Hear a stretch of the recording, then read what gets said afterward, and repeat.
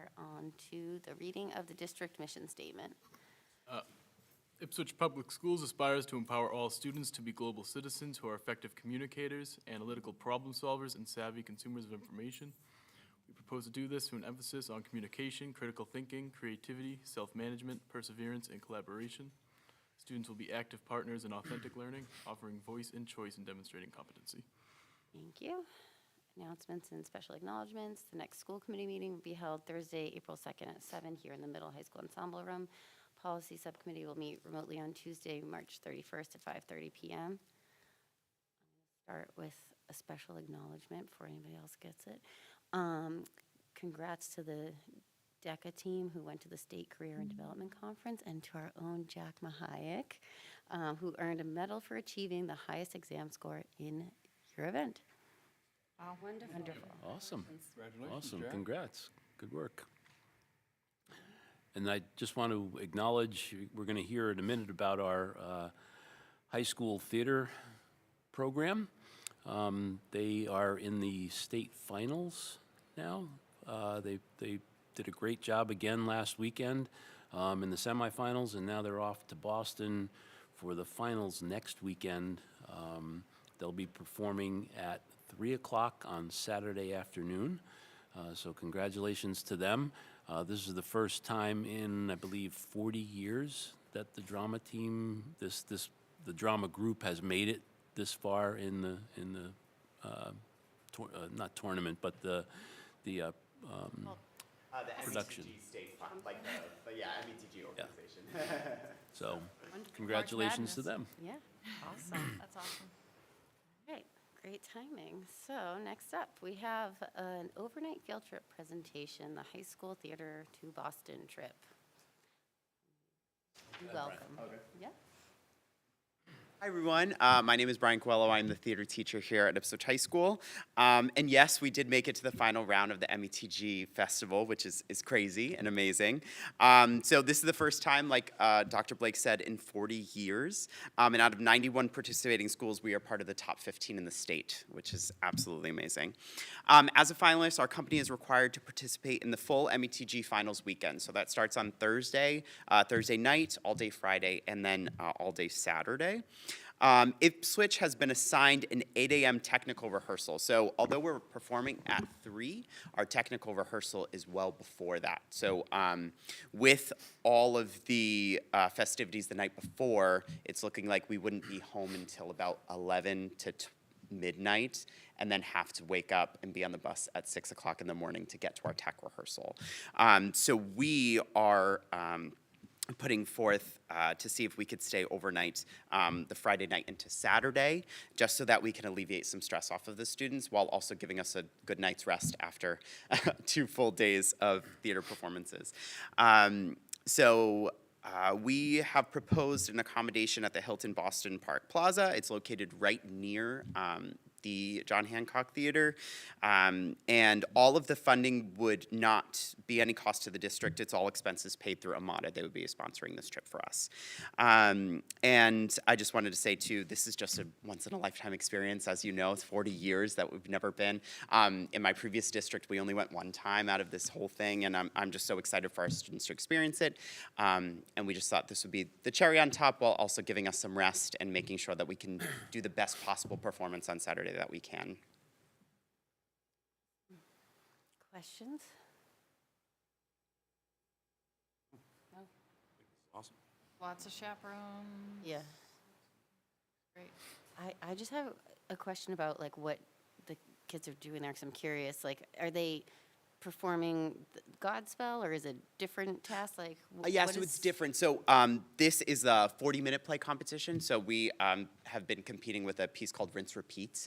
And it's a 40-minute play dealing with a student with an eating disorder. So it's a very heavy topic, but that's kind of the vibe of what these pieces are about. They're all different types of pieces that either deal with social change or topics that are really prevalent to their school districts.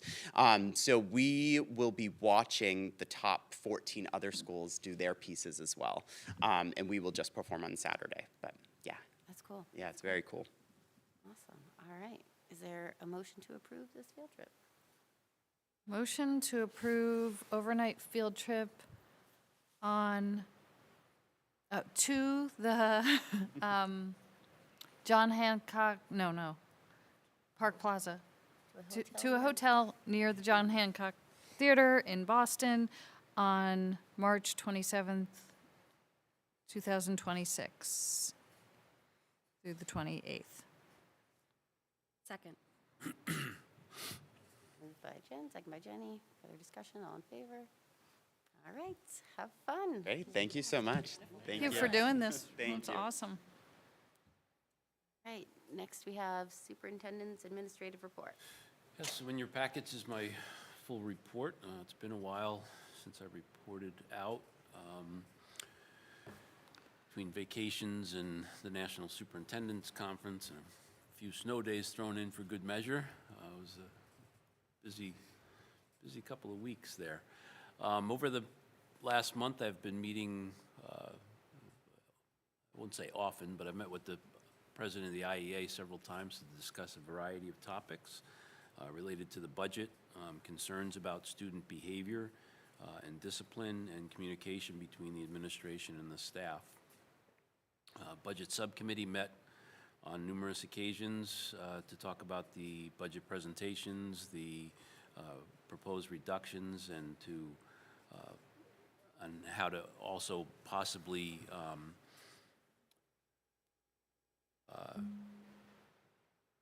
add some of the things back in. Are folks not able to access it? It has open access. I don't have access to It's a this. request to access. You were able to access it?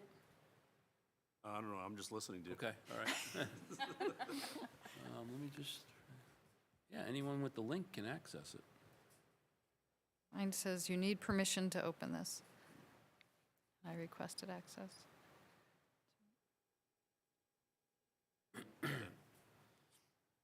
Okay, all right. So, oh, there, now I'm in. Got it. Okay. Sorry. Policy Subcommittee met twice. We have a large number of policies to review later this evening. I met with Jen Donahue on several occasions with Tom Gallagher to discuss the items to be included in the Payne Grant to level up athletics.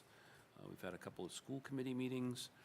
Also attended the Crest Collaborative Board meeting and the North Shore Education Collaborative meetings to review and discuss their proposed budgets. And Crest also had a policy subcommittee meeting that I participated in. The DEI team had its regular monthly meeting, talked about the events going on in each of the schools.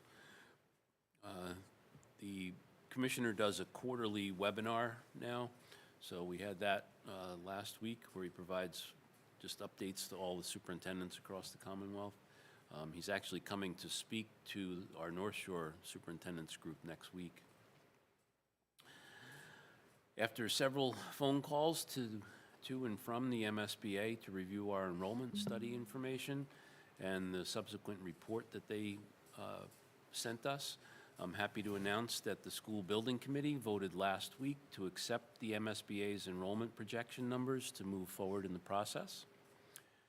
I immediately notified the MSBA of our decision, and they produced the last documents that we need to submit for the eligibility phase. I printed, signed, along with Tom Younger and Diana, and returned the documents to MSBA this afternoon, a full week ahead of our deadline, so happy about that. I anticipate that we will be invited to the April board meeting of MSBA, and then be invited into the feasibility phase, which is the next part in the process. So exciting news on that front. The interview process is underway for the Winthrop principal position. There were 14 candidates that applied. The committee narrowed it down and are in the process of interviewing 6 candidates. Interviews should be wrapped up early next week, and then they'll decide on 3 finalists to move forward. Last week, I participated in a webinar entitled Breakfast in the Classroom. It's an organization that helps support schools in setting up and providing breakfast to our students. I'll be exploring this more in the future with our food service director and the administration. As I mentioned earlier, we presented the approved budget to the FinCom last week, which seemed to go very well. We haven't received any follow-up questions or concerns. I attended the monthly Ipswich Aware meeting this past week via Zoom. Topics included the sticker shock campaign that's coming up in April and the Touch a Truck and Drug Take-Back Day on April 25th here in the parking lot. We also heard from a group called Learn to Cope. It's a peer-led support group for families and loved ones who have someone in their lives experiencing issues with substance abuse disorder. Yesterday, I met with the first of 3 finalists for the town manager position. There are 3 finalists, each spending a day in town and meeting with the department heads. The 2 other candidates will be in town the next 2 Wednesdays. I believe there's also some public forums for the candidates as well. I met with Tom Gallagher to review what turned out to be a very successful winter sports season for our athletes. We also discussed the revolving account balances and concerns heading into the spring season. And last but not least, the Wellness Committee met last night and spent time reviewing the policy and potential updates to clarify language in the policy. Thank you. Thank you. Any questions?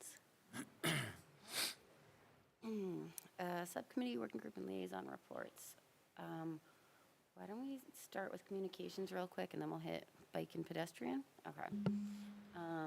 So there is a draft newsletter in the folder. Sasha usually does this. So just first section is hello, welcome. Hey guys. An update on the budget status that we're at, and a reminder about town meeting. And then an elementary school building project update. Haley wrote this part, so it's like a special update from the school building committee. We did talk about how that group, I think in the next phase of the project, is gonna take a little bit more of the lead on their communications, but for now, we're just having it as a spot to get that communication out there. It just says what they've done and what comes next. Little section about vaping. We're gonna add something about what the district has done this year with the vape detectors.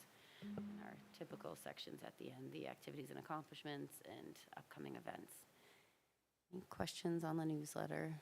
Just need to change this. We're in the eligibility phase. Okay.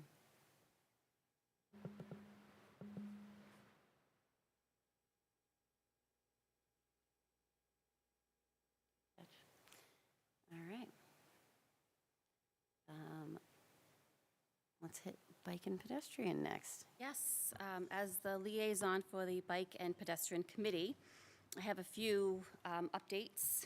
The complete streets list, that's something I had mentioned a while ago. I don't know if it was last year or whatever, but what that is are areas in town where, you know, the crosswalk is not very easily seen, or, you know, there's different difficulties that the walkers or bicyclists have. So that's a project that we have a list for, and it's actually moving forward to be discussed by the planning department and the DPW. So that's good that it's now moving forward. And once the list is updated with the state, then Ipswich can apply for Chapter 90 money. And what Chapter 90 is, a program to provide municipalities with a funding source for improvements to and investments in local transportation networks. So that's great. Snow clearing, since that's something we just experienced. There were a lot of instances where the sidewalks were blocked and students had to climb over, go around, which leads to a dangerous situation. We were asked to be proactive and come up with a list of areas that are highly used by students to get to school. For instance, in front of the Winthrop School, the Cumbies, was a pile of snow. You couldn't walk on that sidewalk. So anyway, the DPW, Brian Hone, who is the chair of the Bike and Pedestrian, has been so great. he would actually drive around on snow days and connect with the DPW and say, this is not safe. And he would do that in the morning, and by noon, DPW was on it. So, he thinks they'll be very helpful, especially coming from us if we say, these are the areas that are of concern, that the students are using a lot to get to school. So that's good.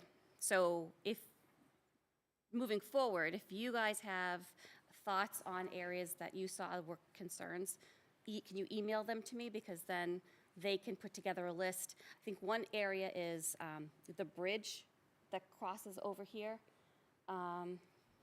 That's a terrible place to have to walk on the street to get around. So, but if anybody can think of a list that we can put together and then I can come back and show you, or they can just, the bike and pedestrian can just take it from there. Then we can bring it to the DPW. Last but not least, there'll be a walking audit in the spring. So I'll be attending if anybody else wants to attend. And we'll go through the different areas of town and see what needs work. And so they'll create a report based on that. So that's what's going on. That's great. Any That's great work. Questions? I guess I have a question, Yes. not necessarily for you, but I'm wondering if the administrators in each building might have a better sense of, I are they think they hearing would- from students what the needs are, or where? I don't know how much they're hearing from students. They would certainly know right around the school, and I know that that bridge is tough. Yeah. What I've been told is that the snow gets cleared from the parking lots and the roads first, and then when they have manpower freed up, then they go back and do the sidewalks, just historically. So that bridge gets done when the rest of the sidewalks get done, I guess. Yeah. But if that's It's if that's tough. on a priority list for students, I think that Yep. maybe makes it the first stop.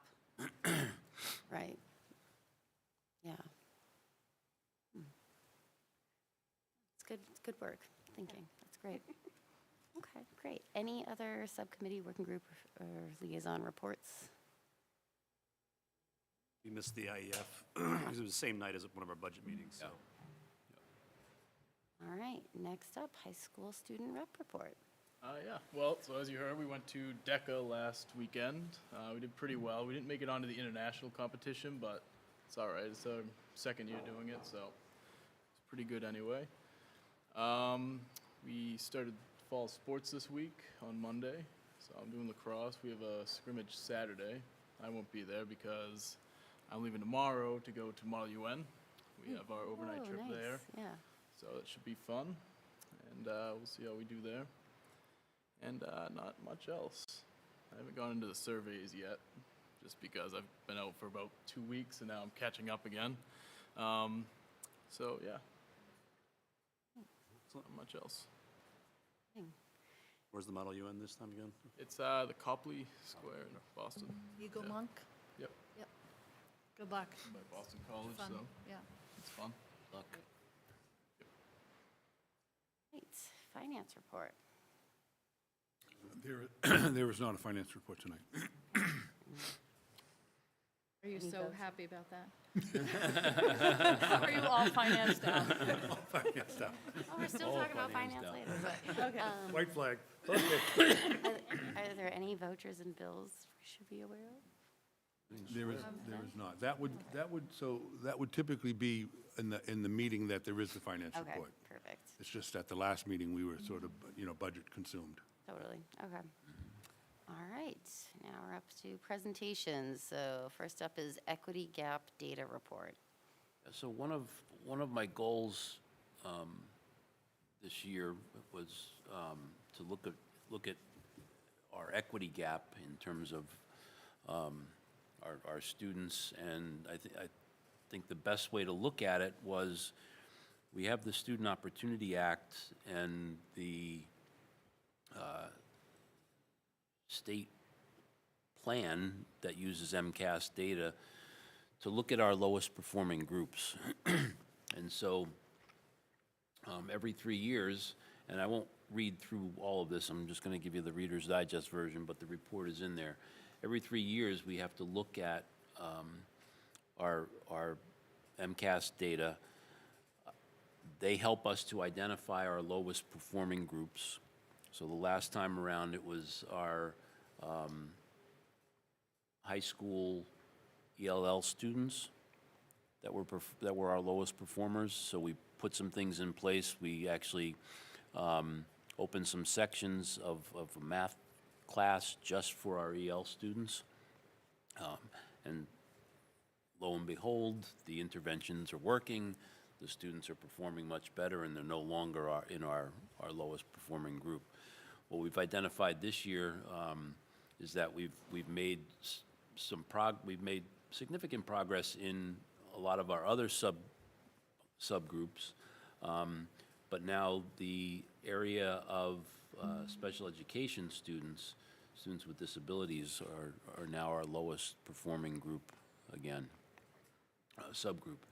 And so we've already started to put in place the MTSS, multi-tiered systems of supports and services, across the district. We launched that district-wide team in November with Tracy and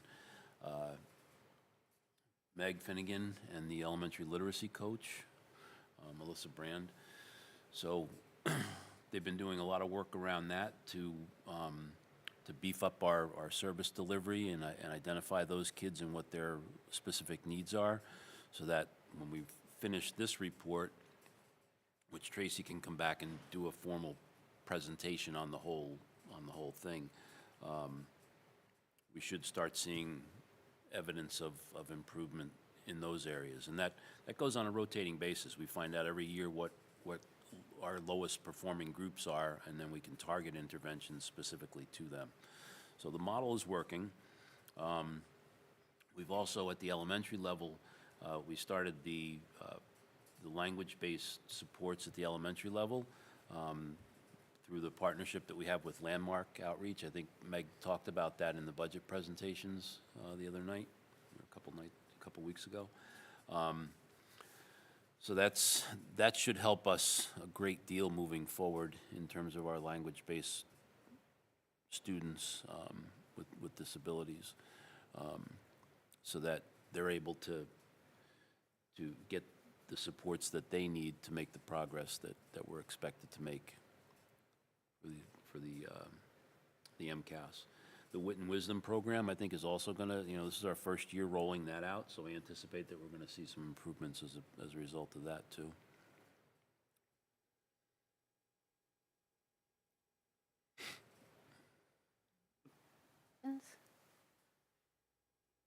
Right. I have a question. It says that the report, what did I write? The report's due on April 1st. Will there be like another update? Yes. Yeah. Yeah. Okay. Yeah. It's still being finalized and written, so. Yeah. I guess, will it be Yeah, I can- different than what you shared? It's Like, going to be will it more in conclusive? detail, yeah. Yeah, Yeah. maybe like another, give us the info we can review and you Yep. give a summary or something. Okay. I actually do have a question. When the group is found that they're underperforming, or that the state has reached out, how long, like how many years do you figure it will take that group to get better? Is it not, a year, but, once? Yeah, no, I think, group no, has been it's a good, identified? it's a good question. I think, as we identify them, we're immediately starting the interventions and services, and hopefully we can get them back on track as quickly as possible. I don't know that you can put a timeline on it. Right. Sometimes But I it's didn't know just, if there it's was like one an or, expectation, if yeah. the state had an expectation of when, but yeah, I mean, it would take a while to get. Within, yeah, because they're assessed every year, starting in third grade, we kind of know. Yeah. Thank you.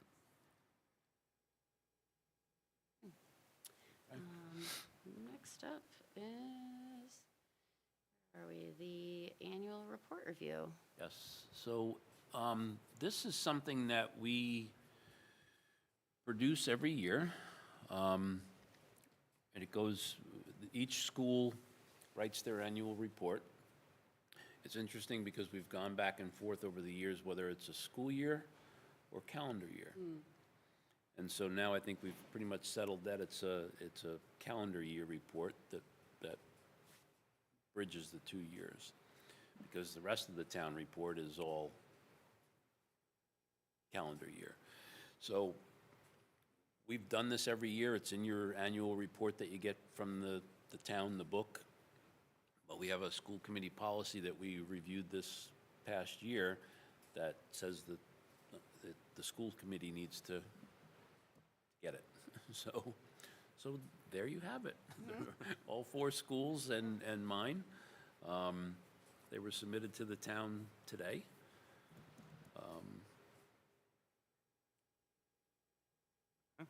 I think it's a So- great summary. So it's submitted today, and I feel silly for not knowing the answer to this, because I know that they're on the town website, but like, when do they officially get finalized?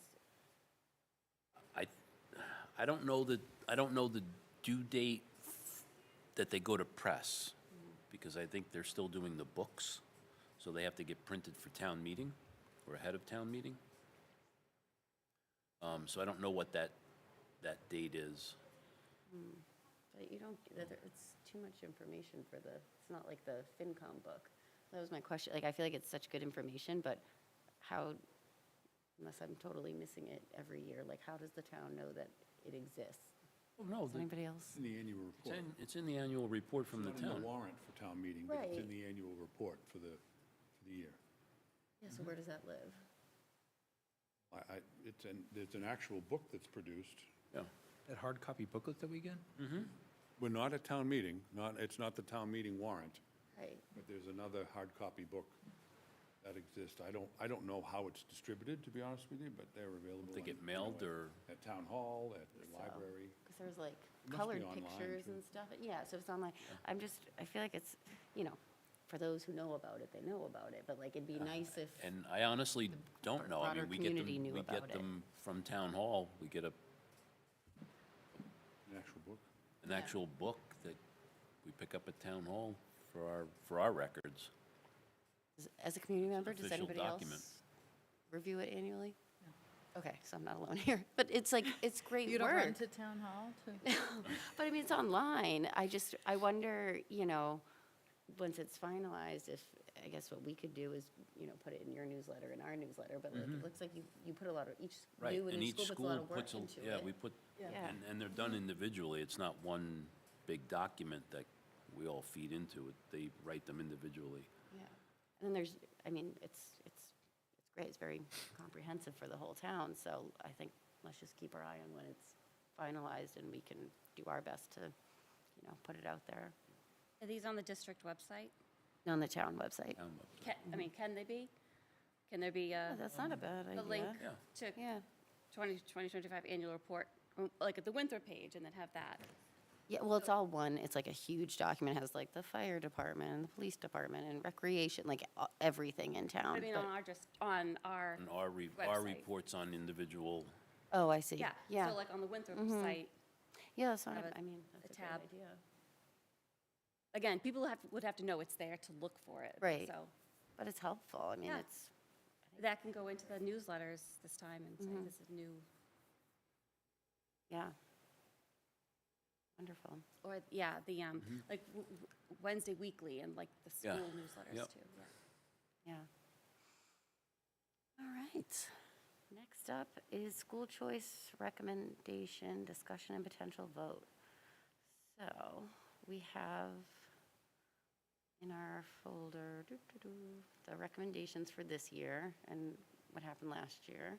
Do you want to speak to anything about that? No, I think that we had the discussion one of the last school committee meetings a while ago. And Laura always provides the data on what we've had open and what seats have been filled. So you have that in the folder.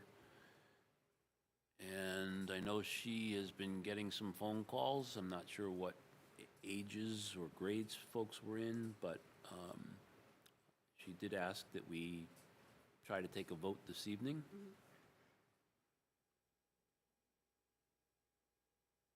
Any questions? Is anybody ready to make a motion? Hold on one second, I just want to.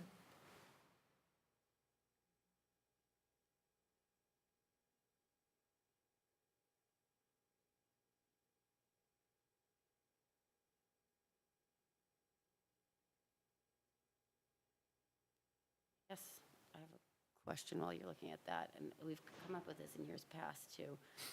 Joanne, it says 5 to 8 seats. So are we voting 8? Wait, am I looking at the right thing? You're in, that's the like That's historical the context. historical one. Okay. There you go, that's the Yep, one. got it. What's Yeah, I the guess we'd say recommendation 8. there? Yeah, go Probably be 8 seats. broad, Yeah. yeah, Yeah. okay. All right, is there a motion? Joanne? I move As in up to to- approve the 2026-27 school choice recommendations that were given to us by the administrators. Including 8 seats at Joanne second grade. Should I go through them all? Well, I just think that one, because it's a range. Okay, well, high school, grade 9, 15 seats, middle school, grade 6, 8 seats, Doyon, grade 2, 8 seats, grade 4, 2 seats, and Winthrop, grade 2, 2 seats. By Jenny, Second. by Matt. Further discussion? All in favor? Okay, motion passes. Right. Okay, next up, Finance Committee Budget Presentations Recap. Who's supposed to present on this? That's my name. I thought that Sasha might take it, but I don't know if either of you want to start us off. Well, I think we presented to the FinCom on the 2 nights, Tuesday and Thursday last week. I thought the presentations themselves went very well. I thought the direction of the conversation was good, and Sasha was able to redirect us a couple of different times, redirect the FinCom. I thought everything went well, and then Tom and I went back with school committee on Thursday night, and I thought that meeting went fine too. They seemed to be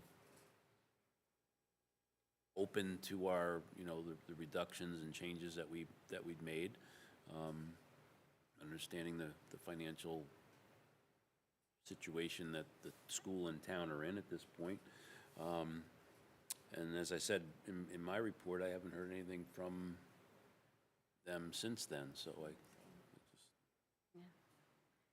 I liked some of the questions that they had, FinCom. I liked how they were talking about the test scores and how do we have the instruction to support the groups talking about MCAS and, so it wasn't just finance, it was about the students' needs. And I was really thankful that they had that question. And that question, I think, was the first time I've been able to relate to, and I know I say this with a smile, Rob White, if you're listening, it's the Rob White question about MCAS. And I like the way he phrased it, and I think it's something we need to look at. He said, you're investing in math coaches, and is that investment working? And how are you measuring that through MCAS? And I think that's something we need to look at. Yeah. And that's the first time I've been able to realize that that's why he was asking that, and not just about the scores. And I thought that was really well stated. The other thing I took home from that meeting was that they talked about user fees for bus transportation, and then possibly athletics, which is like an ongoing issue, but possibly we haven't raised user fees in bus transportation. I think it's probably something we can look at because that's coming up in June. Do we have a number of how many people pay for the bus now? Off the top of my head, I don't. I don't But- expect it, but Yeah. that's just something I'm recalling to ask you. I think that's something to look at. So I mulled over those 2 days as I was sitting at home, and the two things that I thought came out of it was, one, FEFI's and athletics. I think there's opportunity there that we can explore moving into this year. And somebody was asking about, I can't remember which member of the committee, about revolving funds and FEFIs, and, could we move some of that money? And I thought that might be an opportunity for us to explore next year. The other thing that I thought they highlighted, and it was something that I think we should focus on next year at the budget development, is the unfunded priorities. Because they started to ask about that at one point, about if we had $10,000 more, what would be the next purchase? And I think Sasha redirected that at that point. But that's a question, I think, for us to be aware of, is the differential between what the administrators of the schools asked for, what we gave them, and then what was left over in case there is money that was unanticipated. We don't have to go back. We already know what that purchase is. I think that's something we need to take a hard look at next year, especially if the cut line goes higher and it becomes more painful.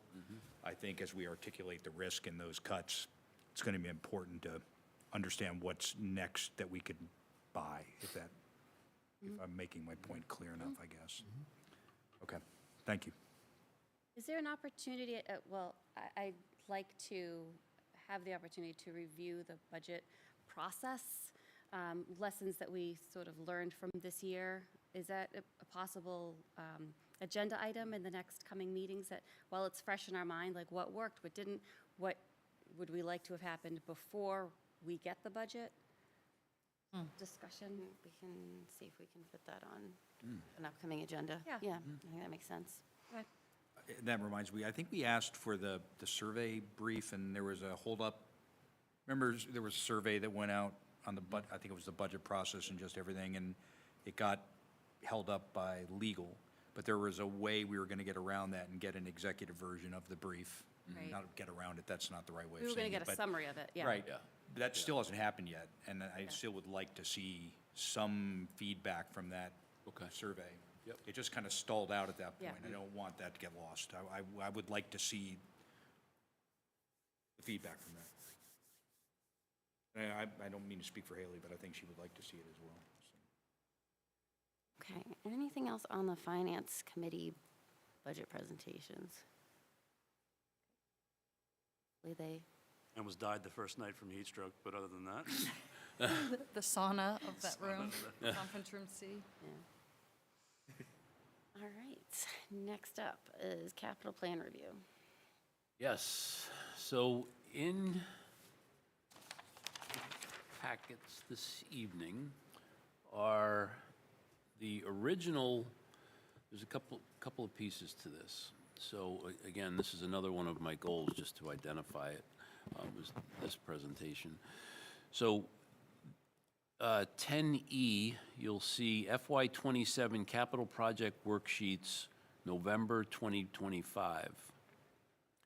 So that is the original capital plan that Tom and I and Rob Furtado worked through, as well as Tom Gallagher, and submitted to the town when we were asked. So that came out to be $2.5 million on the first tab, and then each item is on a different tab. So we had to provide project detail sheets for each project that we're considering. And so you can see all of the different tabs for the projects that we were targeting for FY '27. However, well, we went through the winter months and didn't hear anything about the capital plan. Then late February, early March, we found that we were only going to have $1,150,000 instead of more. We knew we weren't going to get everything We don't ever get everything that's on the capital plan, but we knew then that it was going to be substantially less than what we asked for. I had made the pitch over the winter that we absolutely had to have at least $850,000, $900,000 for 2 boilers, one here at the high school and one at Doyon. After what we went through this past year, those are our must-haves at this point. So we ended up getting the 1.1 million. Tom and I then went back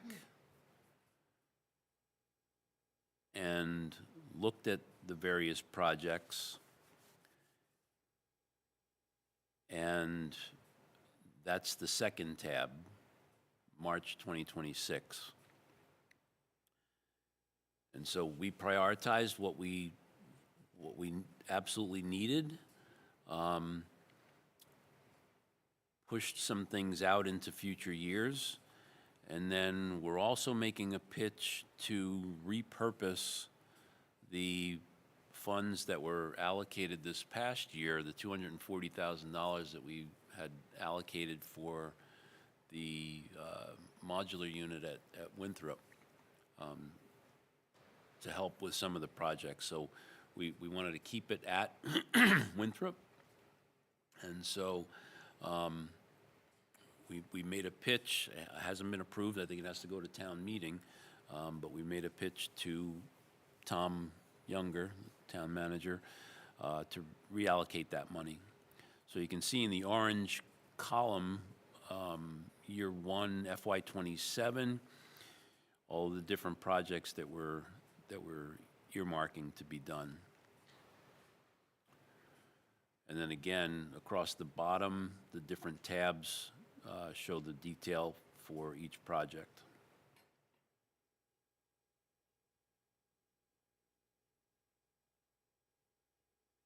Is I know the window replacement at Winthrop was discussed at the FinCom meeting. Is that been removed? I can't, Nope, that's still, at this point, it's still in there. still there. I thought that was a good point that Jamie Fay brought up. I did look it up, it's like 10 to 20 years to get your money back for that, for window replacement. So, It looks like you took not the entire 240,000, but half of that for window replacement. Is that the same amount that was presented at FinCom? It was. 120, yeah, yeah. What you're seeing now with the March 2026 worksheets is exactly what we presented to the FinCom last week. There were certain alternatives that we could look at. I talked to the facilities director the other day, just about that as a follow-up to the FinCom comments, that, we could possibly either split that over 2 years, meaning the window replacements. He still feels pretty strongly that to keep that building buttoned up for what will be 5 or 6 years, that there's a real need there. But if we wanted to kind of slide back into the FY '27 column under Winthrop, we could certainly make some adjustments to those.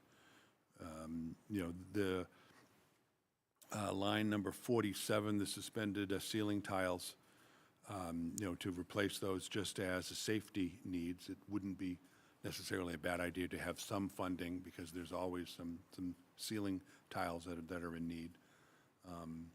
So that's certainly a possibility. The other big ticket item is the elevator repair, but that really can't be phased into, you can't do half an elevator repair, right? Right. So that either needs to be brought over in whole Can't or double left in fiscal '28. But if the committee is inclined there, we could separate the 120 into 2 years, 60 and 60, and see what the first year may bring us, and then bring over, not quite the equivalent of 60, but the 55,000 for some ceiling repairs. So there's some flexibility that we could take as, you know, as a feedback from the FinCom the other night. I don't see a tab for the window replacement. It wasn't an original, so what we were asked to do was to put in tabs for what we were recommending back in November. Oh, okay. And then this became when the idea, because back in November, we didn't actually have the idea to repurpose the Winthrop funds yet. The Winthrop modular was still sort of as a maybe. So the Winthrop modular idea came about as you know, after the fact. So that's what brought rise to the second, you know, column F.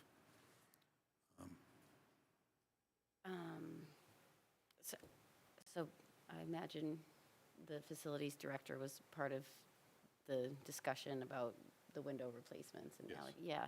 So I think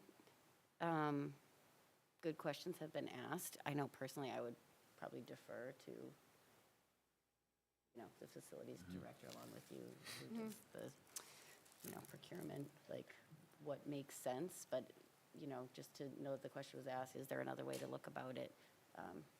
Might make everybody feel good or not good about where that money's going. So that's an option. That's an option that we just wanted to let you know, obviously, that we followed up, you know, in that.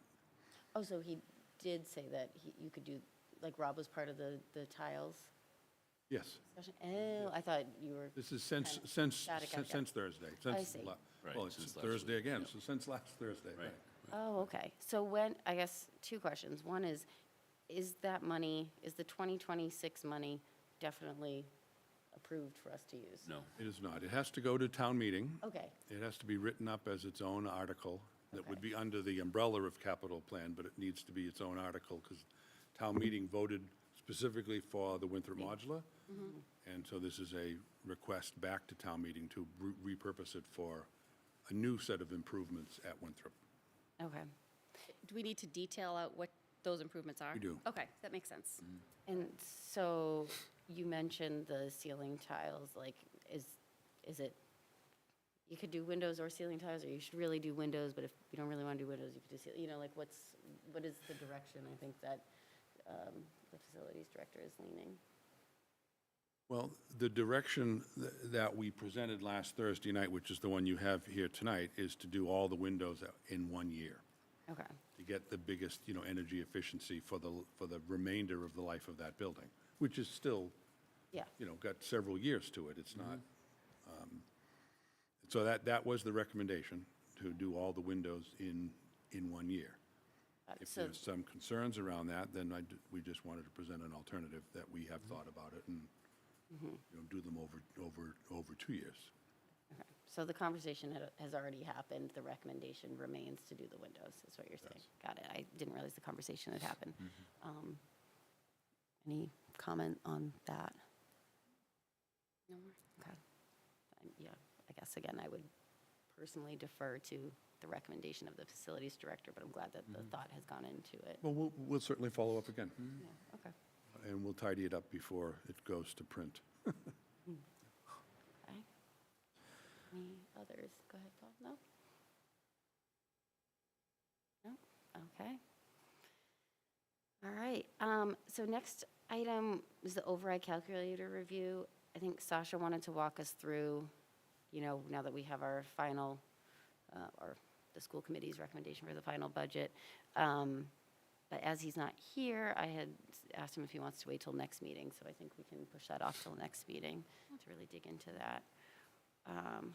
So then next up is the FEFI's distribution, discussion, and potential vote. So let me start with, we voted on category 3, if we call it that. We still need to allocate for category 1 and 2, and then in category 1, we need to allocate for twig and pain. Last year, I look back, we didn't make that or take that vote for the category 1 distinction until May 15th, so we do have some time. But I did want to just keep it fresh in our minds because this year is going to just feel very different because we have a lot more decisions to make. I'll pause there, and I don't know if Tom or any members have any comments about the money we have to allocate where. When do the Pain and Twig committees meet? Is this a scenario where we would have a sense for the asks and we could tweak around it, or? So the, That's my concern, though, is that we Like- work around what's coming in. Right, so that's what I'm asking, like, are we, what's the order of things? yep. So the grant applications just went out yesterday and today, I believe, or Tuesday and Wednesday, for both sets of grants, if I'm not mistaken. I believe that I saw the emails, right? Yeah. And so the application is typically open for a month, and then the committees will meet after that. We would So, have probably to April. allocate at least before they started meeting. No, not necessarily. No? Well, that, you have to know what the pool of money is as Right. as you're taking in the applications. Right, as you're debating the applications, right. Right. So Twig Mm-hmm. Committee meets May 27th. We had a lot of schedule conflicts, and that's the Oh, only. wow. So we're meeting very late. Is it just one meeting? Like, Yeah. do you, oh, I didn't realize Yeah, that. Twig is, Presentation vote, right there. and it's not, the applicants don't present. Oh, wow, okay, We go yeah. over and we, Kathy Morris is really organized, and we get it on a spreadsheet and, Okay, yeah, get the applications. all right, so there's some time there, and then, I don't know, have you heard anything about the pain? No, no, and, but Matt brings up a really good point about timing, right? Because I think Payne is going to be on a similar time slope. But just anecdotally, awesome Ipswich, met 2 nights ago. One of the kids, a couple of the kids, brought up a request for funding for batting cages for softball and baseball. And so that seems to me a feffiable, we're going to use that as a verb, thing. It's enhancement for athletics, which I think is what the intent was. Then it started rolling in my head. When does the athletics department, since they've been called out in the FEFI's policy, submit their request for money? Because your point, I don't think they're hard fences. I think they're more soft fences where the money can squish between areas. That's the way I view it, and maybe I'm wrong. So if Twig is high and athletics are low, but when does the athletics and the music and the arts, when do all their requests to? They go in with all the other applications. Do they know that? Oh, yeah. Well, then I wonder why kids are putting in requests for things that fall under the athletic department's purview. So were they requesting it for Little League? No, for the varsity and JV softball and baseball programs to put up in the gym so that they could practice when the athletic fields were in poor condition. It was all in their proposal. And so, you know, luckily my wife's on the committee, so she was at least somewhat informed. I sent her the new policy and said, hey, this probably has another venue that would be acceptable. But I just wonder how much of that information is out there to the coaches and to the, so that they can start to figure out what their need is. Yeah. The need for athletics shouldn't come from the kids, especially for equipment. It should come from coaches and the athletic director to you, to us, into the fund. But that's the first, you know, they say like a pond, it looks really calm until you put a snorkel on, look underneath it, you see all the fish going around. Yeah. This is the first time we've looked under the pond, and I'm not sure that everything Yeah. is where it needs to be. So I think there's an information delta between our new policy and the execution of it. That's going to manifest in the timeline and the allocations of money. And I think this year is the year of risk, where we really kind of hammer out. Agreed. So I agree with you about timing, and one thing that is happening with the Payne grant that, for athletics, that Dr. Blake mentioned earlier, and we've met with Tom Gallagher a couple times, is that coaches are being asked about equipment needs. And I wonder if the timing of that, and this is just like a good example of, Yeah. like, let's make sure Tom knows that his baseball team, so Yeah, I just think that this is a timing issue, but I assure you, coaches are being asked what they need Good. right now. And- Because, but when's their deadline? Is it, the deadlines, we should try to align them so that, like you said, we get a totality of the picture of asks, and if it fits into the 1.2, great. You know, it just, but if it's so outsized in one versus the other, that's, I think, what our role is in adjudicating between the pots, but, I have this bad feeling that if we off-sequence due dates, it's gonna cause friction for us as we start to It allocate. sounds like they're aligned in terms of how long they stay open for, correct? So Yes. between the twig and the pane, they're open for the same amount of time? They are. It's The maybe- deadline for both is April 17th.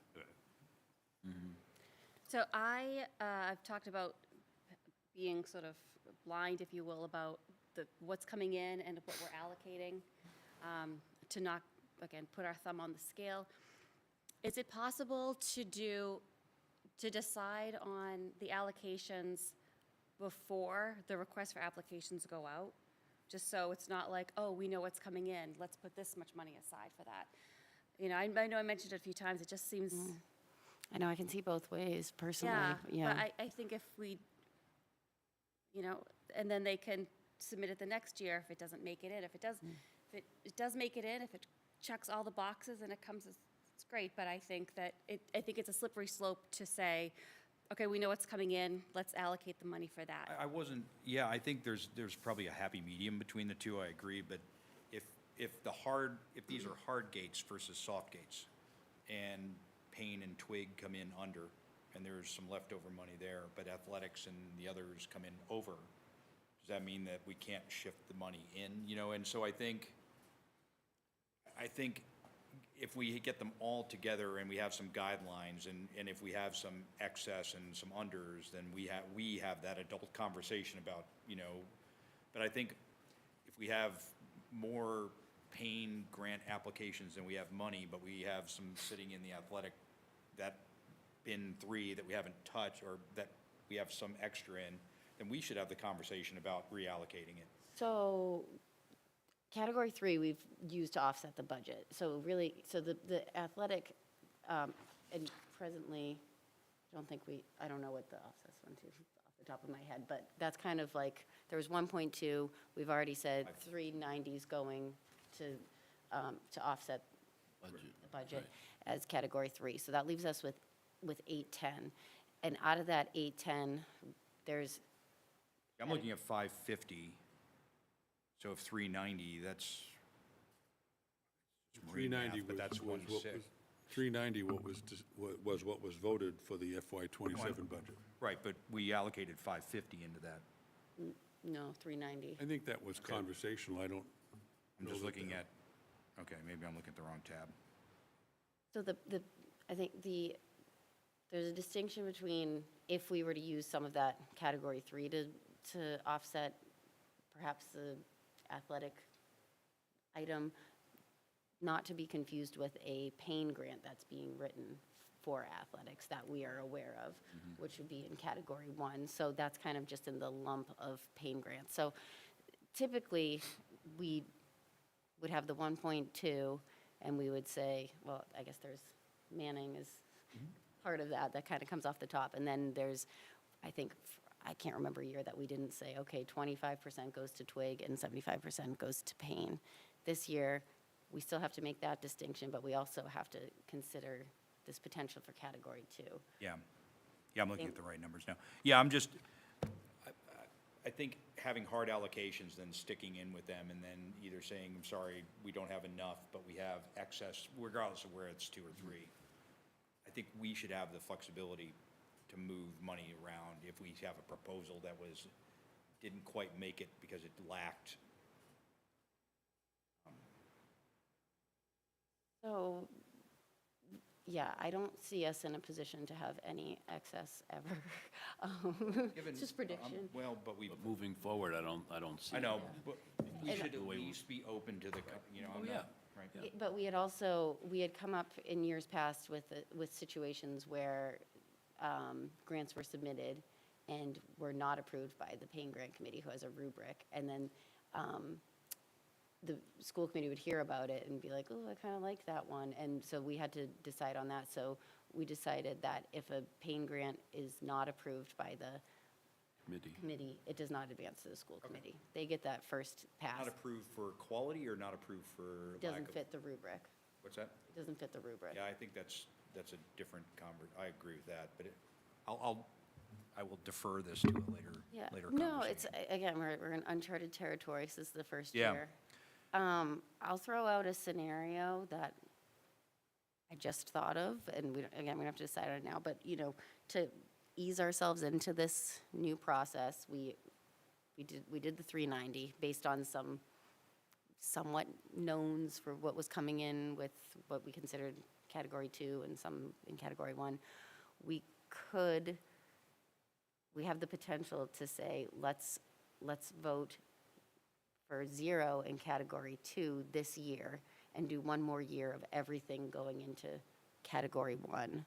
So not taking this year as the first year to say, oh, let's automatically pull in X, Y, and Z, then it would be, we could still do, if we would decided to, like a 75-25 split, but one more year of everything going through the process so that the pain grant committee can really guide because there's a lot coming in. And I think it's talking about putting your finger on the scale. If we say, well, we're already going to we really like these certain pain grants, are we already tipping it too much where they might have more flexibility and say, well, we like this one better this year or whatever. So I don't know, just an idea. We don't have to decide on anything tonight, but I want to keep thinking about it because we're going to have to decide at some point. Does anybody else have some perspective on that? So you're saying hold off on bucket 2 Right. for this year? So we Yeah. have bucket 3 already decided. Bucket 2 we're going to ignore for now. Yeah. And so the remaining amount, 25-75, like we've done. Yeah, That's just your- an that's your option. suggestion. Yeah, not that what we had thought might go in bucket 2, couldn't go through the typical pain cycle, but again, Right. if we're trying to ease into it and see how Right. everything falls, Right. we could do that. So all those, the thing, they just go through the process Mm-hmm. again. So they still could get it. They just 100%, go through the process. right. I think that is an option. I do think we need to give the pain committee and Dr. Blake an idea. And I think we tried to make these as carve-outs, right? So we did consciously carve out these topics. And I don't want to walk back from that. If the building principals and the superintendent approve these things before, the pain grants before they come to the pain committee. Am I right? Dr. Correct. Blake? Like, that's the process. Part of the submission process. So I just think we need to give Dr. Blake as much knowledge of the amount of money. We spent a lot of time talking about allocation 1 or bucket 1, bucket 2. But we didn't vote on it, so it's not walking it back. They can still go in, but just to give some flexibility for what is approved, and those numbers aren't even really official. Those were guesses. So it could be a transitional step. I'm just throwing it out there, but, I think we The stuff that's in allocation 2, the place-based learning, the principals, professional development plans, kinder swim, college boot camp, the discussion was that those have been historically approved. And I thought the thinking around that was that they wouldn't have, they would provide a basic overview of those grants without having to write the entire grant again in depth. Is that not what? we had talked about it, we just hadn't officially, voted on what goes in there, what the money is, what that process is.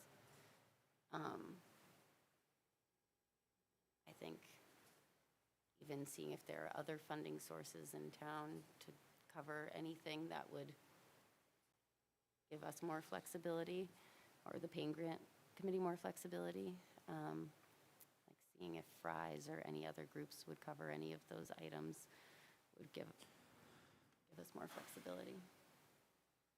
Are you talking about the ones in bucket two? Perhaps, like Kinder Swim. Yeah, I mean, I think if we hold off on bucket two, allocation two, then everything has to go back into sort of competition again and reevaluate which are the top ones to get the grant. So if these rise to the top again, Yeah. then so be it. And that might give clarity if we decide it next year. Okay, now we feel certain bucket two looks like this, and this is our process. Yeah, we don't have to decide tonight. I'm just throwing out ideas because it's a lot of projections, that we'll have to make to, if we're gonna put, because I do think in fairness, but also we just have to give some guidance around what funds are gonna be available for the Pain and Twig grants, so, how do we get there? Yeah, I don't disagree, and I don't think we should vote tonight, but I also want to just ask Dr. Blake, what timeline do you need to know? Because if somebody is going to write a grant for college boot camp, are they going to write a grant for it, or is it in bucket two and assumed that historically, like, you have to give direction to people writing Right, grants. right. So what is that timeline? No, grant applications went out today, so if people are going to Right. have to write them to the degree that they've written them in the past, it's going to take some time. Right. I think we would have to vote on this by next meeting. And after that, if it's a month out, not giving them a whole lot of time to write these things if they have to write them. Right. Well, since we didn't vote on allocation two being what's in front of us, I think the assumption is that they have to do the application. That's not what I remember we talked about, though. I thought we had a pretty lengthy discussion about that. But maybe I'm inventing that in my head. I don't think No, we I thought we- voted anything. Huh? We didn't vote on anything. No, but yeah, the formality aside, I thought we had a pretty substantive debate We did, about that. we did. Right. But this is new idea that No, Diana was totally. bringing up, so that's Totally, what but I think, I don't, But I think the Here. bucket two, and to, like college boot camp, and to your point, one, we've only put out a call for grants today or yesterday. So they're a day behind. I mean, but they'll be a week behind or whatever it is. But they're also pre-existing grants, so there is some structure behind the grant proposal. Copy They're not and coming paste. up with it out of the blue. So they're at an disadvantaged timeline, but an advantage. I just don't feel comfortable just continuing to rubber stamp, well, we did it last year. To Yeah. your point, propose it again. Let's see where it racks and stacks, and if it's worthy, it'll come up. If not, but just bin off a habitual grant approval, like a pre-existing approval, I don't necessarily feel super comfortable with that, but. I thought we sort of talked about having that discussion about those things every year, or at least so that they're not grandfathered in there in perpetuity, but they have been repeatedly over and over again voted in. Yeah, but yeah, Matt, I agree. That's what we did. I'm getting more nuanced, I think, the more I go through with this. Well, maybe that's the merit for waiting till next meeting, is just to have a little time to kind of Yeah. digest this, because it is, to your point, this is a whole new process for us. Yeah. But priorities may change, right? And so to fence off 3 or 4 and go, these are habitual, they've made the threshold last year, I don't think that is fair to the overall process. I don't think we should, like you said, if Kinder Swim is important, which I'm all for it, it will meet the threshold of a super bin, for lack of a better term. Right. But I don't think we should go, well, we've done these 5, and if you get 5, you get the gold jacket, you go into bin 2, and you don't really have to compete anymore. Right, So, yeah, like right. what is the threshold to go to bin two? How do we monitor that annually? Yeah. Those are Right. questions we. Yeah, I've sort of changed my mind based on our discussion last time to now, and I do think that, just because what if there's something that's even elevated than Kinderswim, but it doesn't get in? It should compete with all of the applications to see which ones are voted in as the top priority for them. And I think it does take away from the new applications to have the ones that are already. And we did talk about that they don't need to be on forever, but I don't know as though we said we were going to talk about bucket 2 each year. It was just like, that's just what's going to Are we- happen. And then if we decide to take it off, that's a discussion, but Are we going to have a bucket 2 then? that's, Or is that's the every- question. I don't know if we, Well, I think in theory we can, but annually we can say, we're not going to allocate anything to it. It's going to go to paying grant committee. I think we just need to figure out what the process is. Yeah. Just food for thought, because I haven't given this more than 10 seconds thought, and that's usually a bad thing. Would it be, if we decided to go with a bucket 2, that there would be some kind of, you know, like, it would have to go back into the pool every 2 years, or every 3 years, or something like that? yeah, but what, I agree, right? If we have a bucket 2, there'd have Right, to be if we go with a some bucket 2, yeah. rules of becoming a member of the Gold Jacket Club. But You have to meet the standard, just maybe not annually. or something, you know? I just go back to, if it's important and you've already met the threshold for approval once before, you've got all the paperwork that was necessary, you update it, resubmit it. It's not significant amount of work to resubmit a grant that got approved last time. And it keeps the process honest. Because, you know, like you said, if I don't get a paying grant, like, well, they didn't even have to brief for theirs. How did they just get the money? You know, I think there's a equity, and I think there's a rigor to it too, that you make people come back and go, hey, it's still worthy of funding, and pitch it with everybody else. Yeah. Bucket 2 kind of makes it like we're our own version of a grant committee, you know, like, Yeah, you know? I did, So I what hadn't it, thought so of it they like have a that. rubric, but what are we using to decide what goes in bucket 2 other than history? Yeah. I don't know. And I think it's important, and hopefully the Payne Grant Committee understands this, but just because something's been in there for X amount of years, reevaluate it with fresh eyes and, you know, compare it to the other ones, the other applications that you get. But yeah, I'm changing my mind on that, and I think that if we hold off on allocating any money to bucket number 2, I think that makes sense. And then just to split the remaining, keep, you know, the bucket number 3, and split obviously there's the Manning that comes off the top, and then split it 25, 75. I think that, for me, that makes sense. Diana, thank you for your Again, thought on just that. A random thought, but I think it makes sense. yeah, we can all, maybe our homework can be to think about this more and think about how we want to look at bucket 2 moving forward, and, you know, if we want to jump in this year, it would kind of give us a year to figure that out. I think that those are the big things we need to figure out for next, but I agree, Matt, like, let's get on it so people know, and I don't know on your end, if you want to just, I don't know what communication's been made to those historic grant applicants, but just let them know. They're back in the pool. Stay warm, well, not Yep. necessarily, just stay warm and get ready to copy and paste. Yep. Okay, Okay.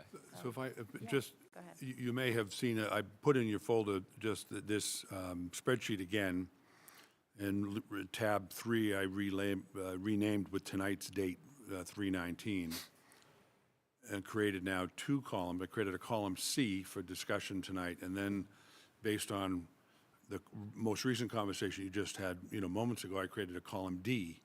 If you see that over to the far right in gray, what the dollars would look like if you were to, you know, not fund so-called bucket 2, what the dollars might, you know, might look like there, right? So the projected FEVI's distribution is 1.2 million, less the 390,000 for the offsets, less approximately 20,000 for the Manning Fund, would leave a distribution of 837,891. And then right underneath that is what is 75% of that, what's 25% of that for Payne and Twig, what those numbers could look like. I just thought that might be Yeah. helpful to the math as you're, That's helpful, and it's helpful to look. That's twig for historically. spring and fall? yes, Right. for the full year. Full year. What is the difference between columns B and C? Well, there isn't really much of any. I put in column C in case we wanted to change the numbers around in real time. So I Oh, wanted to that's have like- column B, C sort of static, Okay. Column B was our last conversation. And I figured, well, if anyone wanted to, Not me. You don't want us in there. I just had a little twitch at our last meeting, and I thought, okay.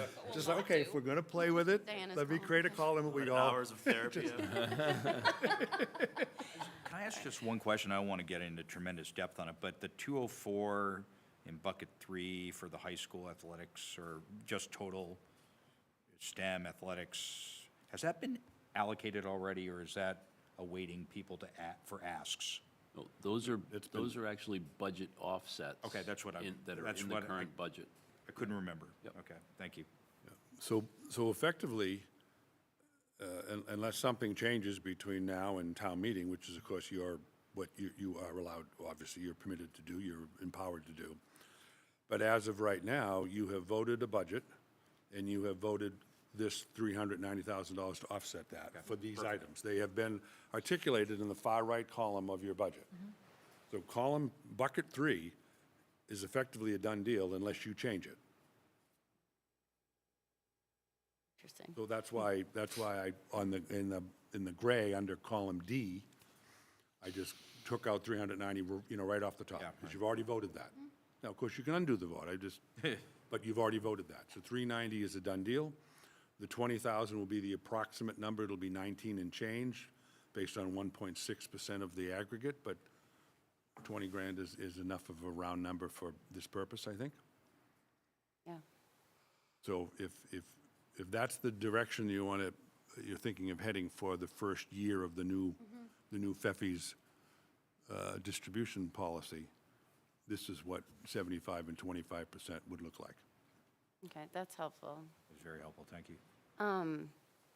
And then I guess because last year we voted May 15th, we already had the final numbers from, like, the official numbers. Like, Tom, what's your, recommendation on that? Like, we have, like, the pretty good number, but should we wait to make, like, how do we line that up? With the timing of your vote, you mean? Yeah, with our vote and the official report from the FEFIs about what they're. Oh, you mean when the FEFIs would come in? Yeah, like they announced, this is the official number we're giving you. Well, I would think that the number they've provided us is pretty close. It may not be precise, but they would typically give us a final number in April, maybe early May. The last couple of years have been right in that window. It's certainly been before the Payne Committee meets. In my time here, it's never been after the Payne Committee meets. So if the Twig Committee, Jen, you're saying the Twig Committee is meeting, did you say May 23rd or something? 27th. May very 27th. late. For a while. And I would imagine that the Payne Committee would be meeting around that time too, perhaps. Yeah, I know I think they start meeting because there's a little bit more little longer pre-work, of a- yeah. Yeah. But I think they Yeah, don't there's usually like vote 3 or till 4 late meetings, May. and Yeah. the grant writers do make a presentation and a pitch. Hmm. Right, it's much more detailed, yeah. Well, we might have some time Mm-hmm. to get specific. I guess we can figure it out, but maybe next meeting, we kind of hone in on a general direction, and then we can figure out if it makes sense to vote on the number we have or wait to make an official vote. The only thing I would recommend or ask you to consider is how you want to treat so-called, bucket 2. Because if you're going to do those as carve-outs off the top, there is less of a grant writing responsibility between now and April the 17th. Right.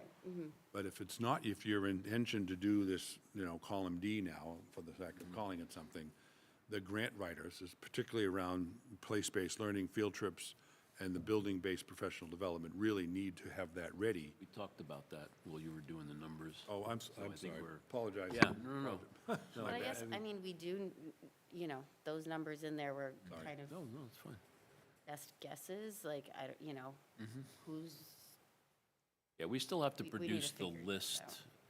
out. I think that they may be able to back off some on the documentation of the rest of the grant, but we still have to produce the list of what professional development is going to be done, what what field trips are going to happen. The kinder swim application is what it is. Boot camp, so. If, the Payne Grant Committee, if they are not so empowered, meaning that it's your intention to carve out place-based learning or professional development or anything, then they don't really have to consider that. But if they do have to consider that, I would think they would use the same discretion they've used in the past, which would be to ask fairly detailed questions about field trips and other things.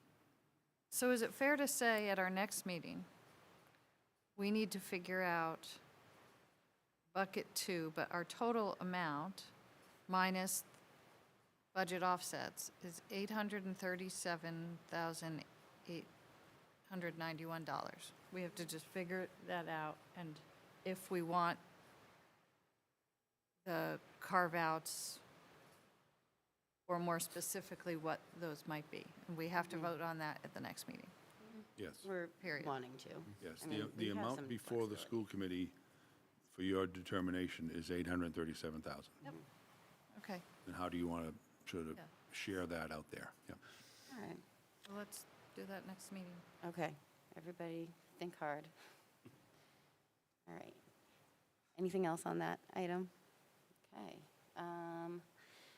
So we were gonna also do school committee goals, mid-year review, but Haley, as the chair of operations, asked if we might hold off till next meeting when she expects to be here, which I am comfortable with. It's the goals guru. She sure is.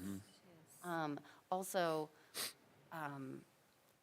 next meeting, it should say school committee goals and superintendent goals. I'd like to go through both of them, so that'll be a big item. All right, we're loading up next meeting. All right, oh wow, we're already on to policy review. In the folder, go into the policy updates. Look at the summary. It was another batch of not a lot of changes. Only one somewhat significant change to KCD, where, well, you can read what it says in the summary. I don't know if you want to give any context or examples on that, Dr. Blake. We had a good discussion about it.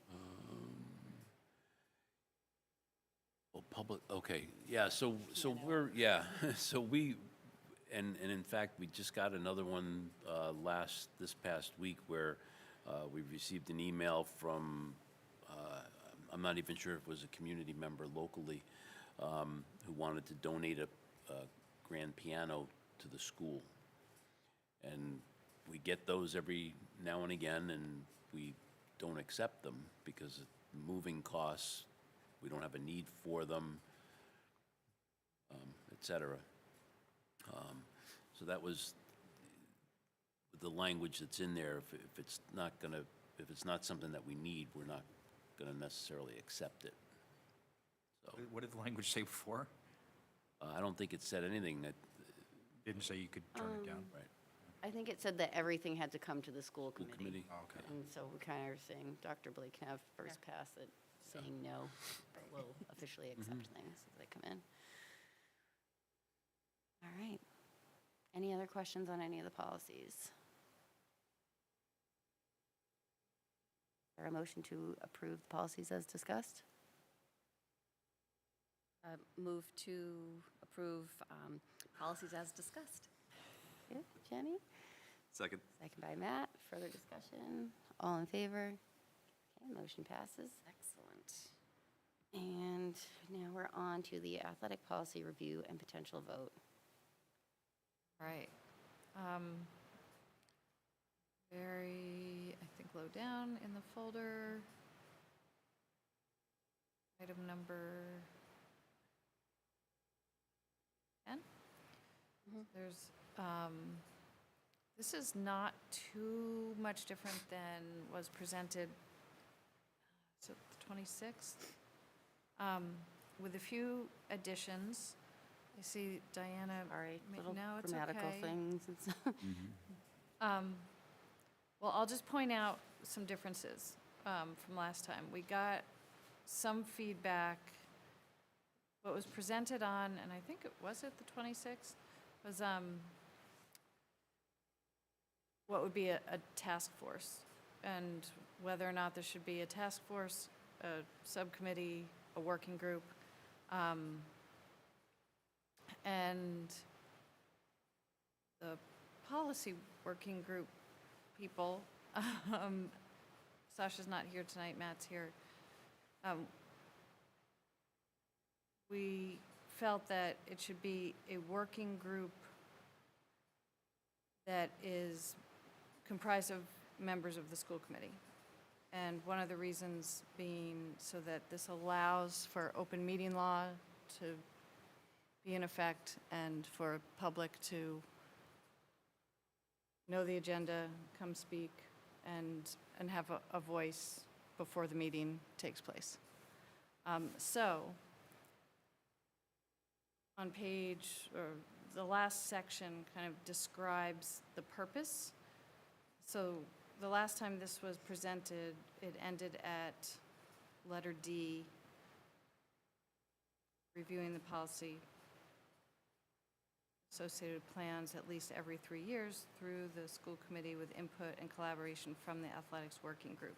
You'll see that athletics working group was underlined in several places because I wanted to point out that that's where it would have said task force or subcommittee. So it's in there just to kind of highlight that. So underneath that, section D, the last section, is the purpose of what the athletic working group would be, and their roles, and the very last part would say the working group shall not direct day-to-day athletic operations, which remain the responsibility of the district administration. So those are the differences. In bright yellow, that is in addition to the last time that all varsity coaches will collaborate with sub-varsity coaches to maintain a consistent, unified team program across all levels. And then there's another bright yellow. Further up, the timeline for 8th grade waivers will be published annually in the coach's handbook. So Diana made some edits there. I think did you her make edits it? were up above that. I do have a question. Questions? Okay. I talked to Tom about that, and he suggested a language change, understanding the concept behind it, but putting it out there.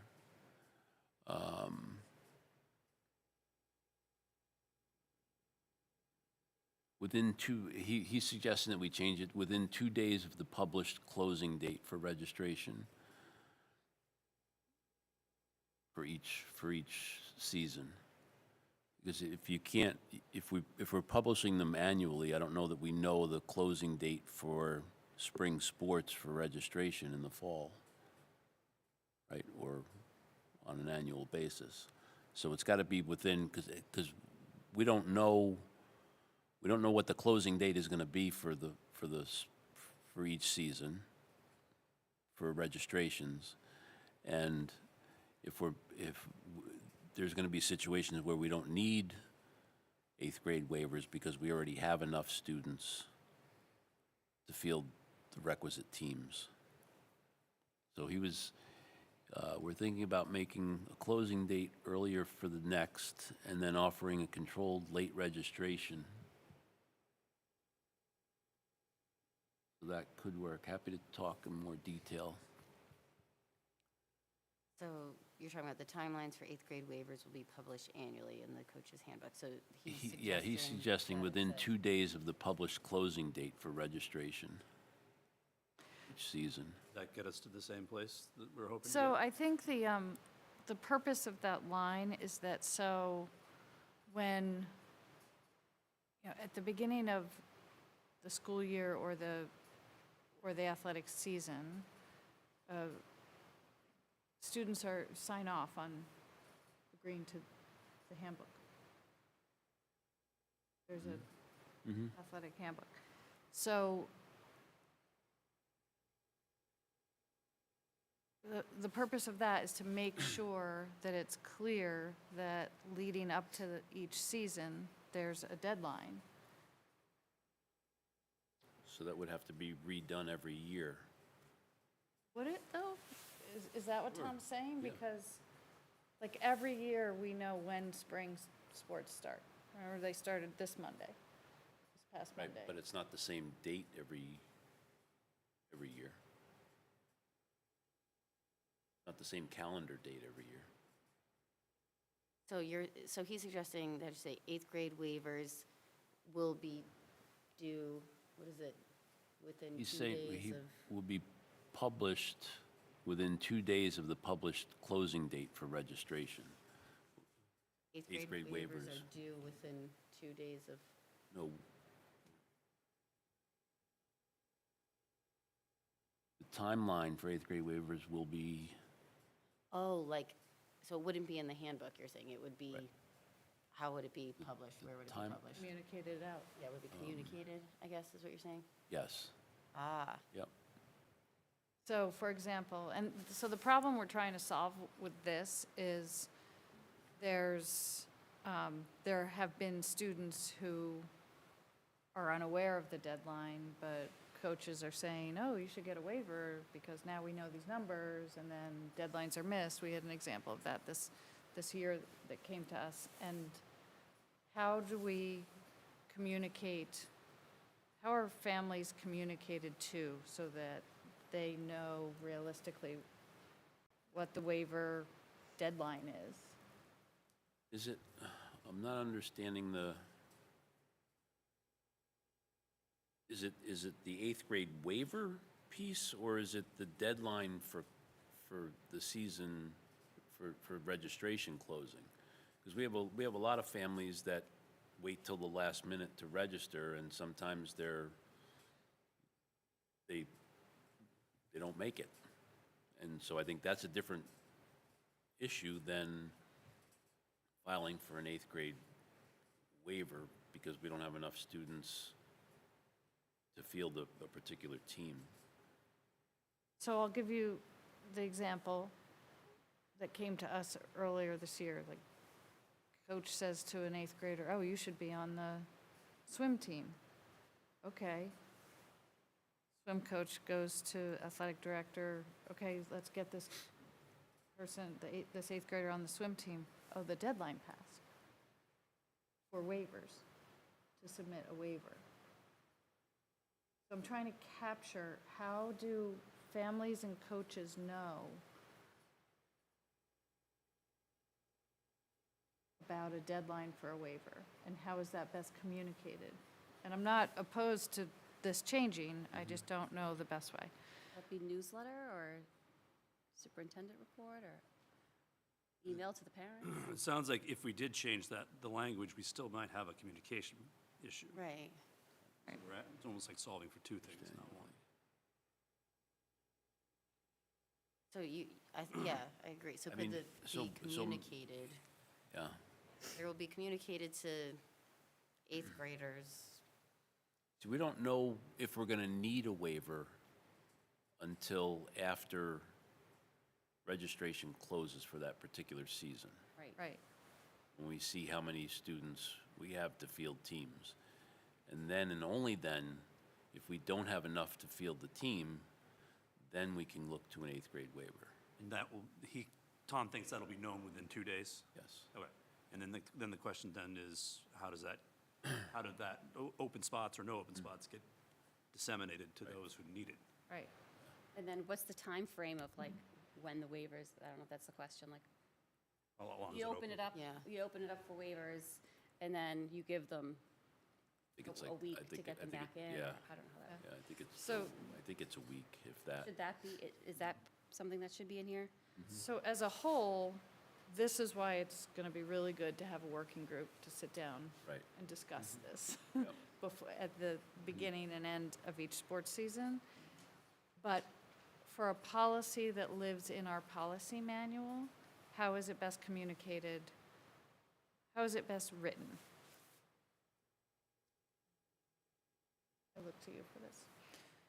The timeline for 8th grade waivers will be, okay, so you're a high school student, and let's say in February, an email came out from the athletic director saying, that spring sports are opening, and here's the window, and here's the deadline. I think in that email possibly should also be a message about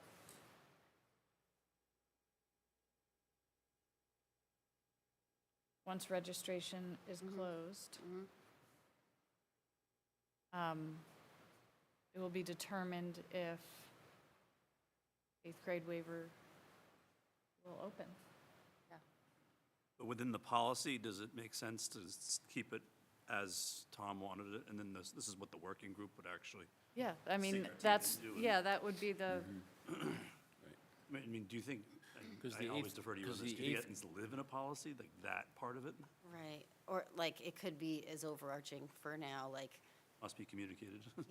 yeah, there should be worried about it, like timely communication of eighth grade waivers, and then, As soon as practicable or. yeah, and then, Yeah. then the I mean, because the nitty-gritty eighth is grade, discretion. the eighth Didn't work grade well in Culp, so- parents aren't even included on the email right. that would go out to our high school athletes. It would only be when we decided that we needed a Yeah. waiver that And that we goes would back reach to- out to the eighth grade parents. the So point I that's a made. really good point. Another reason why it's good to have this working group with the middle school administrator. I think, but then this policy lives in a policy manual that sometimes, in a rare event, similar to like what happened this past winter, a parent, his kid missed 2 different teams because he couldn't figure out waiver timeline. I think we have to say something about when waivers are communicated. So that an eighth grade parent who's having, like, my kid might need to, How Well, we talked about, we had the How communication often are we sub. dealing with this? Are we Working group. talking about The a one-off, or is this Well, I happening a mean, lot? but an 80 newsletter could solve a lot of this. I mean, I was mulling over, because after our conversation in the working group subcommittee, I actually got one for my college, the monthly 80 newsletter that talks about everything going on. And the waivers could be part of that. If you have an eighth grader, goes out to the community writ large, here's everything happening in the community, solves the problem of highlighting successes and needs and everything else, but it's a communication factor, and it's a timing too, because who communicates to Tom when the waivers schedule? so that's So- kind of why Right, this working group is Right. needed. I do think that possibly we don't have to have this at all. And the goal and purpose of having a working group going forward is to increase participation and, support through the budget. And certainly waivers and fielding teams and participation are agenda topics of the working group going forward.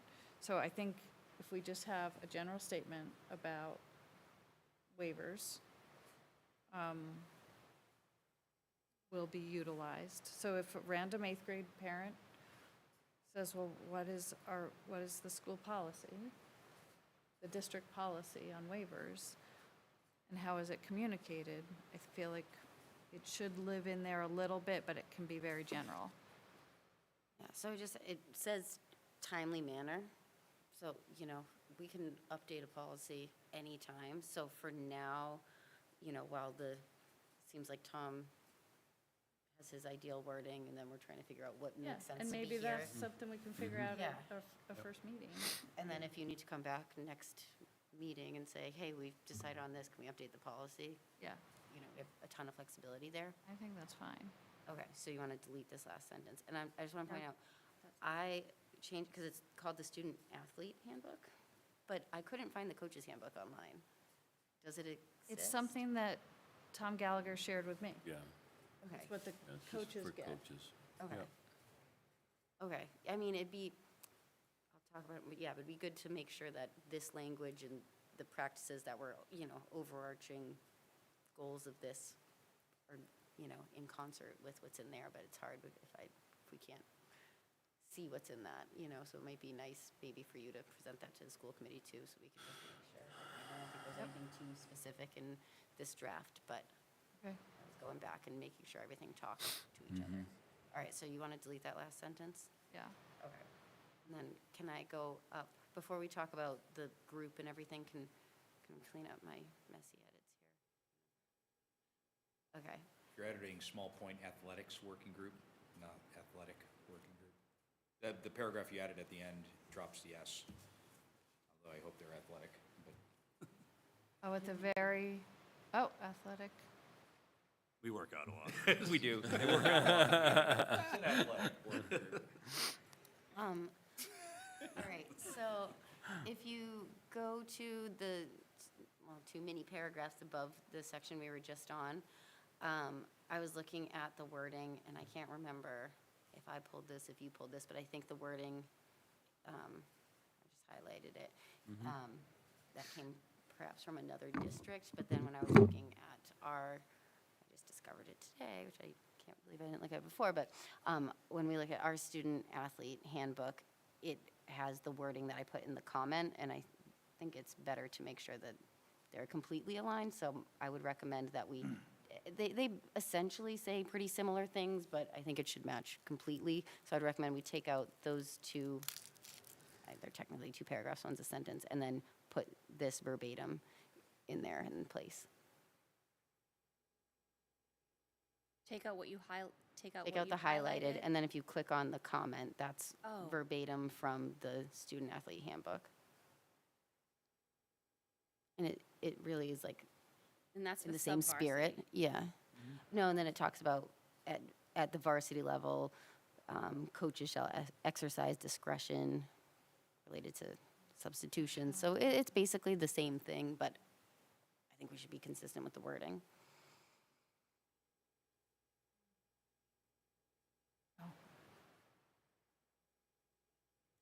I just want to read what,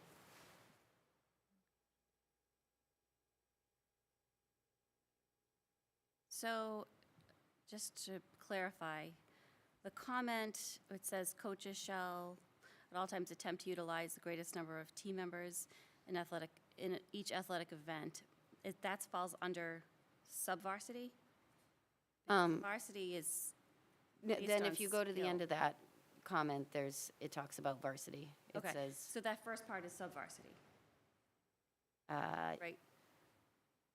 And, kind of general, coaches at the middle school and sub-varsity levels should emphasize participation. It talks about it there, and then it says coaches at the varsity level. okay, Yeah.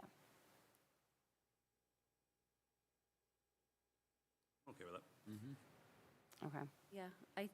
I mean, for varsity level, I think it's skill-based. Yeah, that's they both say that, but Oh, okay. yeah. Because I remember my sister, she would play the whole game because she was very good. But like, it wasn't like, oh, we need to substitute her because so-and-so hasn't played. It was just like, you keep in your best players, so Right, so I think wanted that, to make sure that yeah, that the is. exercise discretion, meaning Yeah. that the coaches have the discretion to either keep someone in the whole game or. Okay, all right. All right, I'm going to do it. Everybody good? Yep. Okay. And I will clean up the formatting so that it matches. I know it looks funny right now. Okay. so the highlighted, Yeah, let's bright go to that yellow, part we can next. just, Is that, I guess, just curious where that came from since it's new and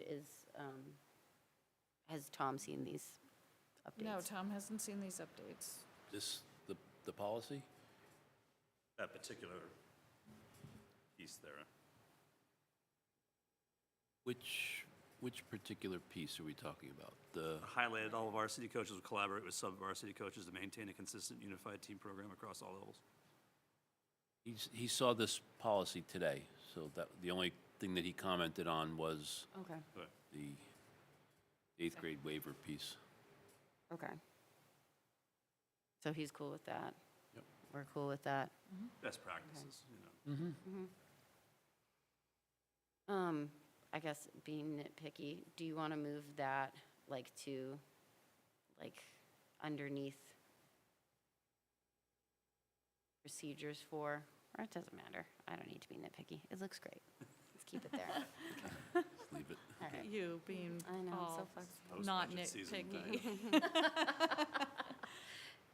All right, then there's just some grammar, if I may, unless Yes, anybody you objects may. to the grammar. Okay, sorry. Okay. And again, just so you know, and I don't know why I feel like I have to justify this, but I went into our district website and under school committee and subcommittees and working groups and liaisons. It just very clearly seems like this is a working group. And because our subcommittees are, budget, operations, Policy. policy, like they're just overarching like things that we have to have. And this is a working group that I think we can establish and in a few years see how it goes. Go ahead, grammar. No, well, it was more content. I raised concerns about, what type of group this should be. I still think it could be a task force. Maybe it ends that way, but I'm comfortable as it being like a working group that, it might not be on the part of the Ipswich School Committee forever. Like if this work kind of takes off and then it's like, okay, set it and forget it. We just, school committee reviews the policy every 3 years.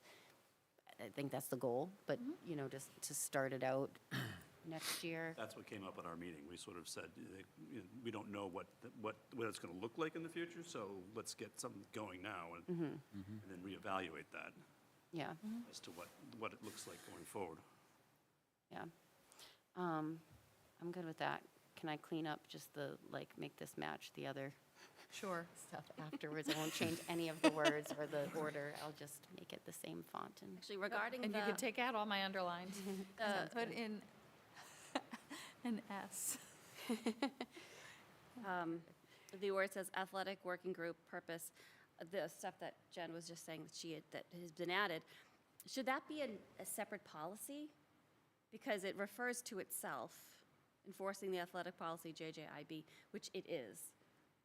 I don't know, I just feel like going over our policy mindset, should that be a separate policy that refers to that one?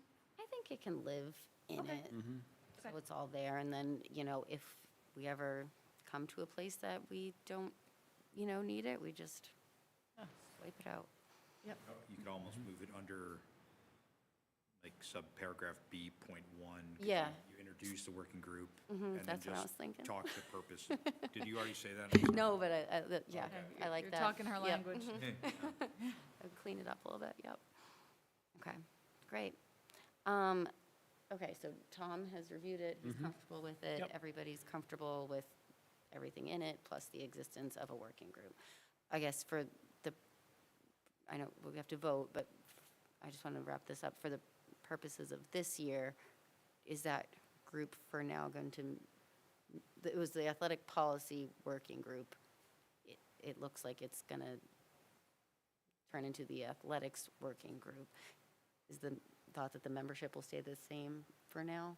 Or how soon are you kicking off? Like, had you thought about that? I think that this new working group needs to meet, and if you want to change membership, I think we need to meet this year, yeah. All right, I guess you can pull your existing members and Yeah. we'll figure it out. A couple months, and then we have our whole reorg in July, but Right. at least you can have a meeting or two. Okay, so, any other discussion on this? Okay. Is there a motion to approve the athletic policy, JJIB, as discussed? So moved? Second. Moved by Matt, seconded by Jenny. All in favor? Hallelujah. It passed. Thank Well you. done. Well, We thank just you. did one of our Get some goals, sleep, guys. That was great. nice and so detailed. That was a lot of work. Good. Thank you. All right, new business. Okay, consent agenda. I'm gonna do it Tom's way. I move to approve the consent agenda as presented in our folder. Second. Further discussion? All in favor? Great, Clean and beautiful. passes. That's so much nicer. All right, is there a motion to adjourn? Move to adjourn. Second. Moved by Jenny, second by Jen. All in favor? All right, adjourned at 8:54. Wow. Oh. Oh. Thought that was going to be a marathon.